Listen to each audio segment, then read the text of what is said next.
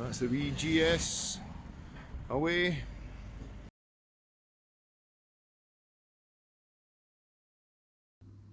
So here we are, that's them all loaded up correctly and securely, ready to go. So poor Adam there, he accidentally locked his keys inside the back of his van. The clutch lever had went in his pocket of his hoodie, catching his key fob and hooking on to it, locking him out.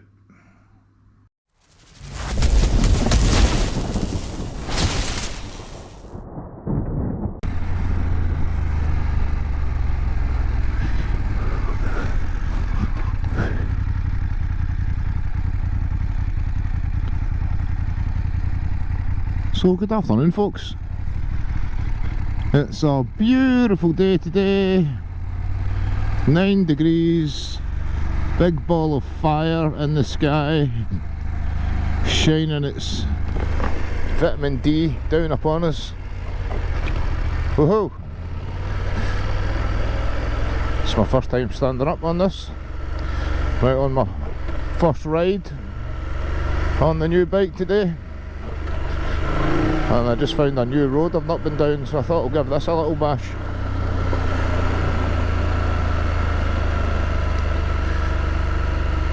I tried to park a couple of places there and couldn't get peace to do a walk around for you. So I'll just try this about here, I think.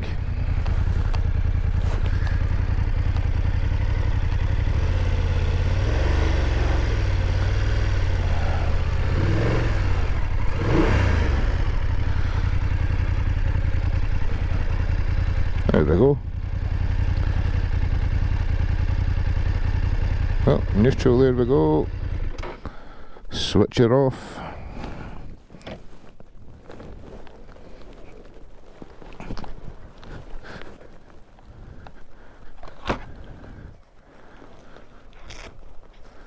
So here we have it.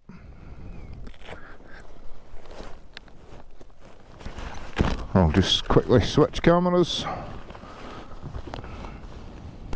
This is my 2018 BMW F850 GS.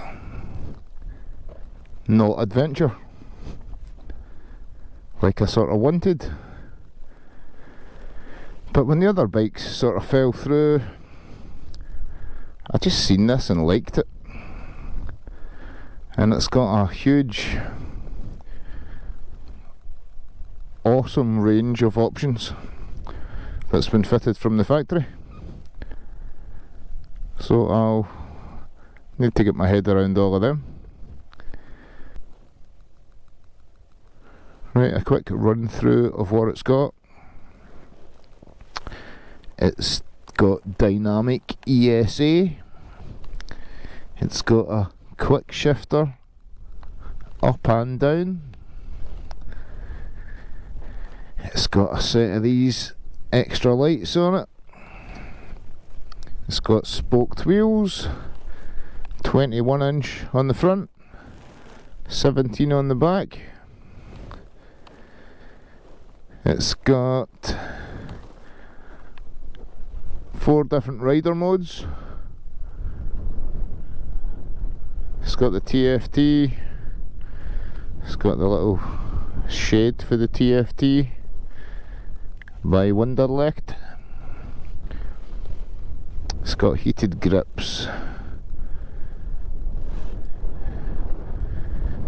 The suspension is actually adjustable electronically and you feel it going up and down beneath your ass, which is very cool.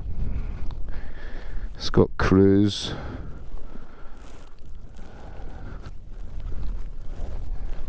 LED headlight,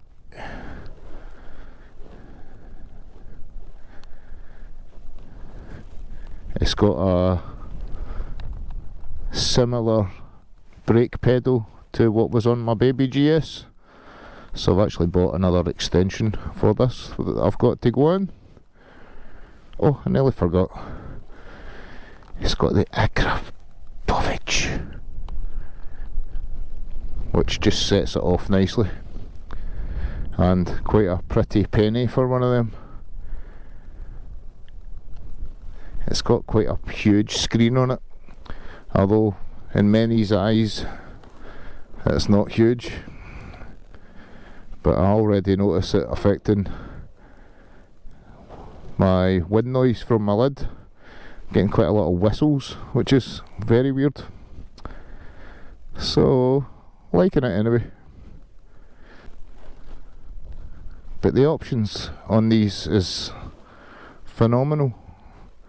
I could have got a newer bike for the same sort of money, for even less money, some of them, but they didn't have the spec of this. It's got the TFT monitor as well. The previous owner has also fitted this little surround by Wunderlicht. So no, I'm liking it. I've done about 20 miles or something like that on it so far. I've still got a top box to get for it. I'm currently hunting for them online just now, trying to pick out which one I want. Whether I want to just buy a cheap one, a low budget one, or do I want to go all out and buy one that's going to last forever, basically. Meaning an aluminium one, really, in black, which will suit the bike. So I'll get back on it.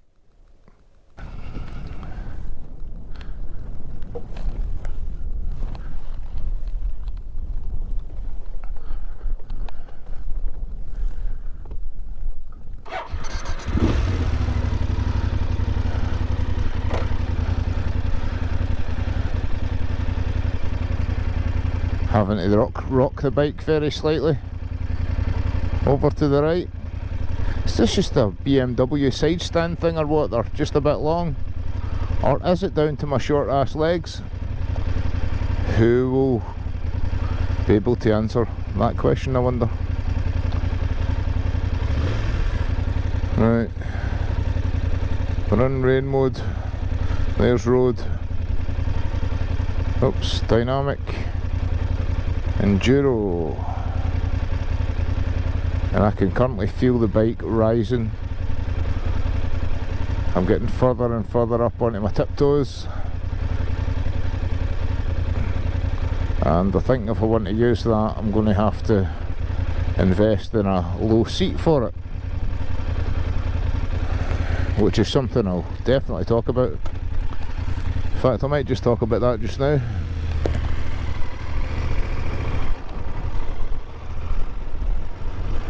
I've been into the dealers, BMW Motorrad dealers, to sit on these before, and said to a couple other guys, they're salespeople, that they're all too big for me, meaning too tall. But what they failed, crucially, to tell me is they do low chassis models, which I knew because of Brian, the Peaky Biker. He's got a low chassis model R1250 GSA. Andy GSA Tractor, I'm sure, is the same. He's got a triple black R1250 GSA. Low saddle again. Low chassis. I'm not sure about their saddles, but that's the next thing I'm going to talk about, is the options they have for saddles. So you've got the regular height seat, which I think on this is 32.7 inches. You can buy the low seat for it, which takes it down another inch, I'm sure. And you can buy the extra low seat for it, that'll take it down another inch, I'm sure, or thereabouts. You could also buy a low chassis model and add the low seat or the extra low seat, if it still was too high for you. And the same goes for if you find them too low, you can actually get higher seats. This is a comfort seat that's on this one. I've got the standard seat as well.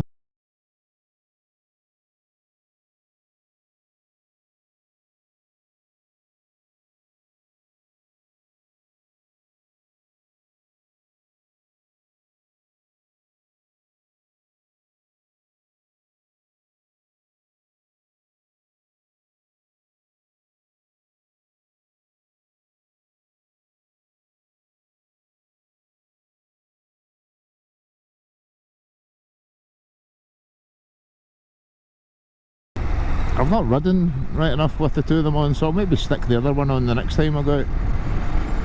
But I'm not out for too long today, unfortunately. I need to go back to work and get some stuff ready for tomorrow morning. So I just thought I'd introduce the new bike tees. So I shall look forward to many an epic adventure. Well, epic in my eyes on this. And I'm doing the ABR festival, so I've got a big enough bike now to be able to sit comfortably on the motorways.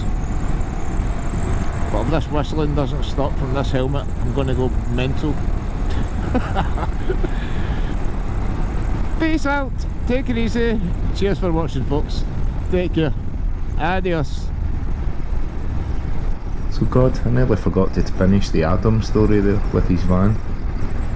So thankfully he left the window open enough to get his arm in, like a bit of pipe that I gave him, and he managed to catch the door handle, opening the driver's door. So his van had a bulkhead though, so he couldn't access the back from the front. So he had to phone up Volkswagen, who's told him to drill an 8mm hole at a certain point in the bulkhead and poke something through to get the door handle to open the side door. Second time he done it, he got the door unlocked. Well done Adam, it was awesome.